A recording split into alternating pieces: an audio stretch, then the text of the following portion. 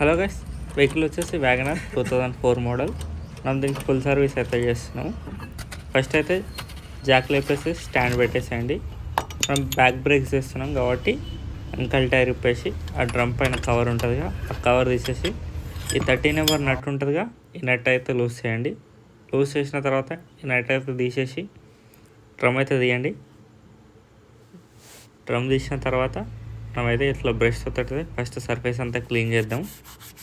Clean చేసేసి sand paper తీసుకొని sand అయితే చేద్దాం.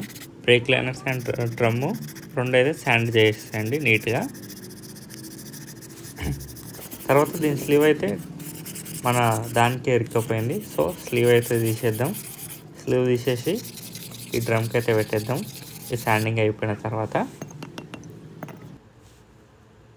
స్లీవ్ ఉన్నది కదా, అప్పుడప్పుడు దానికి ఎరకపోతే సో అవి తీసేసి మళ్ళీ డ్రమ్కి అయితే పెట్టేయండి. ఎక్కించేటప్పుడు ఇట్లా డ్రమ్ని అయితే పుష్ చేయండి.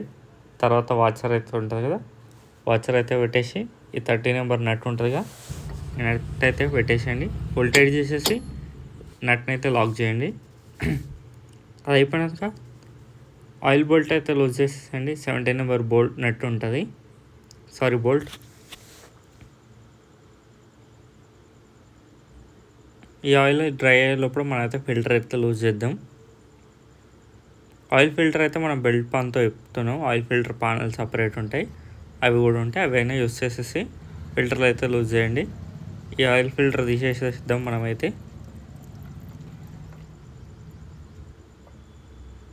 కొత్త ఆయిల్ ఫిల్టర్ ఫిట్ చేసేసి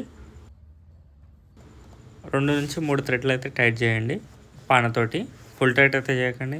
తర్వాత ఆయిల్ బోల్ట్ అయితే పెట్టేద్దాం. మనం ఆయిల్ బోల్ట్ పెట్టేసి టైట్ చేసేసుకొని ఆయిల్ అయితే పోసేసినాం మేము.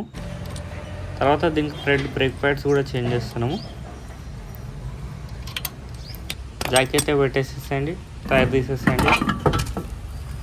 టైర్ తీసిన తర్వాత దీనికి 12 నెంబర్ ఒకటి క్యాలిబర్ బోల్ట్ ఉంటుంది.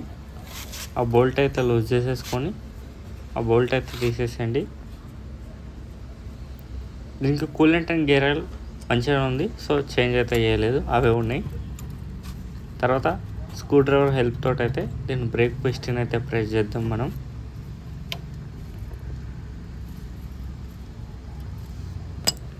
బ్రేక్ పిస్టన్ ప్రెస్ చేసిన తర్వాత మనం అయితే బ్రేక్ ప్యాడ్స్ అయితే తీసేద్దాం. పాత వచ్చేసి రోడ్స్ కంపెనీ బ్రేక్ ప్యాడ్స్ ఉన్నాయి, సో మనం కొత్త ఎంజీపీ వాడుతున్నాం ఒరిజినల్.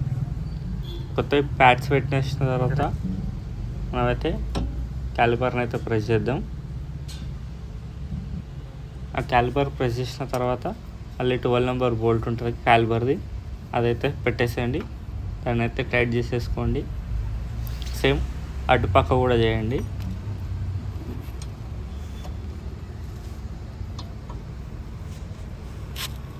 Thanks for watching.